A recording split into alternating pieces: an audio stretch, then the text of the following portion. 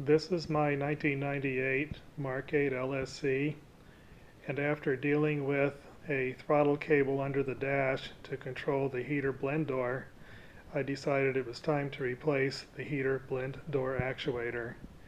And the method I used to do it this time involves leaving the dash in and the wires hooked up. So I wanted to share with you all what I did.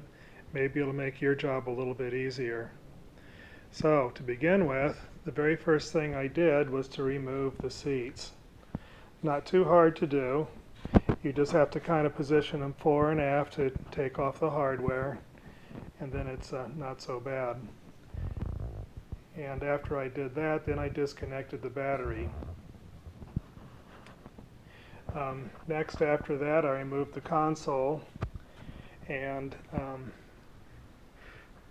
I don't have the steps to do that, but I can show you where it mounted there. And then up above the shifter, there was a bracket there that I removed too. But to get the console off, it's necessary to remove the walnut trim piece right here.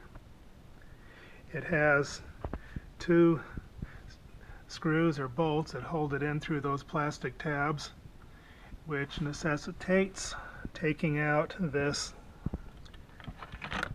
piece here first. So you take this piece out first and it just snaps in. Then you take out those screws there, and then the rest of the walnut trim comes out without any damage to it. The next thing I did was to put a piece of shiny metal, in this case a wrench, underneath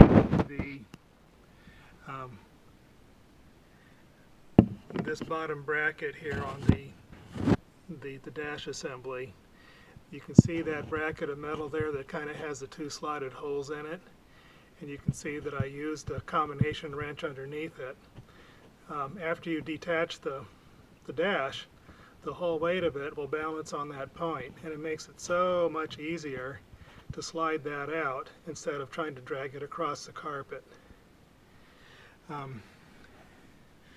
Next, block the wheels of the car and turn the key on and move the gear shifter back like it's shown. And then underneath the dash, I disconnected the steering wheel knuckle. You can kind of see it right there, and it telescopes apart so that the two can separate. In the corner of the dash, there's this little bracket here. It's pretty straightforward, just got to pull two bolts on it. Then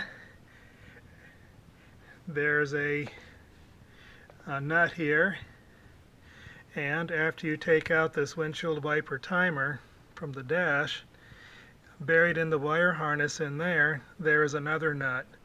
You can loosen both of those up, but don't take them off. That's the left-hand support for the dash.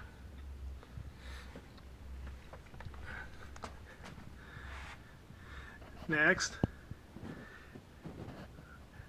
after you've taken off the dash cover, you'll expose some screws and bolts that attach the upper part of the dash to the structure of the car.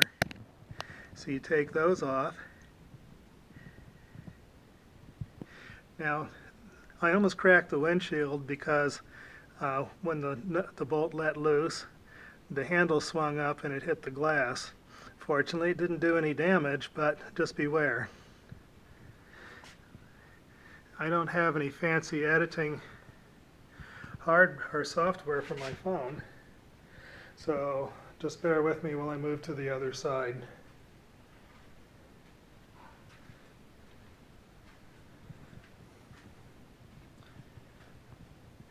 On this side of the car over here,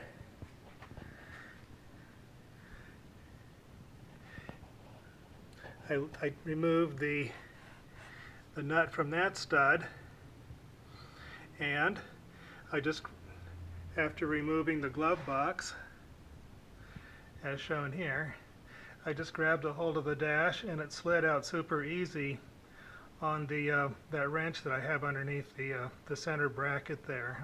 I'm sorry I don't know the exact Lincoln word for that. But as you can see, I did that with leaving most of the stuff on the dash intact. So, now down to the nitty-gritty of it. This is my old blend door actuator here. And unfortunately I don't have the little coupling that goes on the end here, but that was a failure point this time. Other times when I've done this job, I've had it disengage from the pins that go through these little slotted holes here.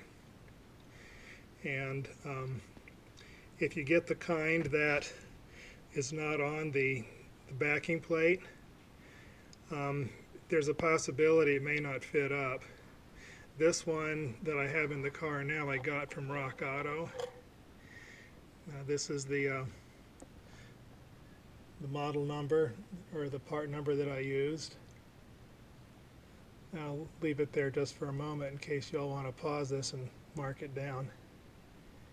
The reason I selected this one is because in the picture they showed a coupling that was white plastic instead of black.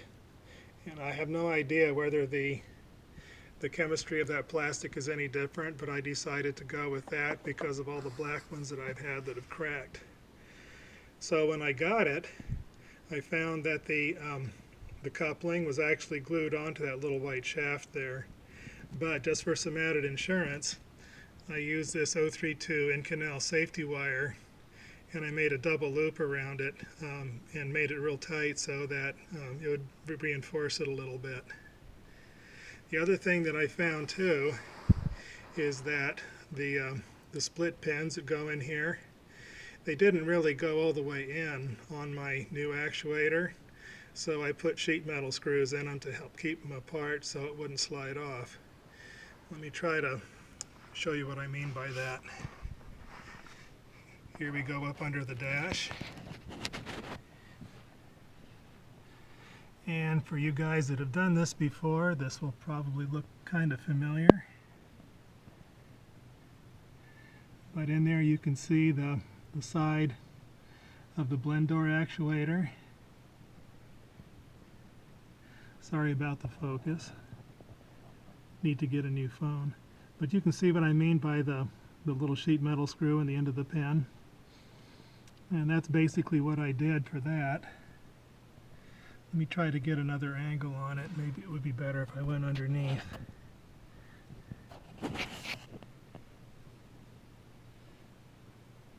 No, not really any better that way. Sorry guys. Let me try to get one more look at it.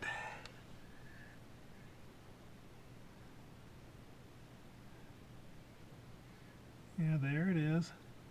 And anyway, that's about it. So the takeaway from this is that to get access to that blend door actuator, you don't have to pull the whole dash out. That's kind of a nightmare job. All you have to do is loosen it up and slide it out on that wrench. You know, I have to tell you again how much easier that little step is to put that little wrench underneath the center point of the dash. Here, I'll show it to you one more time from this angle. See it in there? And oh yeah, when you have the dash cover off, it's a good time to take a little plastic cleaner and clean that headlight sensor. It'll make it so your headlights don't come on randomly. Anyway, I know I skipped a couple of steps. There are some other excellent videos that show you how to remove the A-pillars and the molding that go around it, so I'll just let the other guys that did this tell you about it. Just in case you're interested, this is what my underhood looks like. This really is a beautiful car. I just wish the air struts were a little bit more reliable and the HVAC worked better. Anyway, I hope this helps. If you like it, go ahead and click like, and happy motoring.